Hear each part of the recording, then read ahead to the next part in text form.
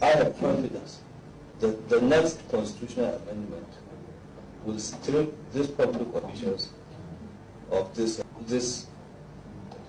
immunity, and I am personally in support of that. So one of the measures we are going to take already, apart from the work the anti-corruption agencies, is to have corruption monitors. This is an instrument that will help people train monitors attached to public officials. We are going to begin first with the President, the Vice President, the ministers in the cabinet, the state governors, so that these monitors will be trained in the art of investigation.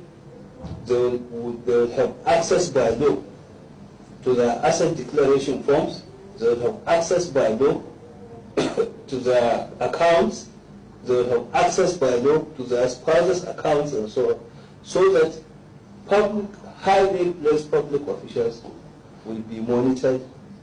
Their assets, properties, will be monitored to follow what they are doing in terms of acquiring of illegal wealth while in office.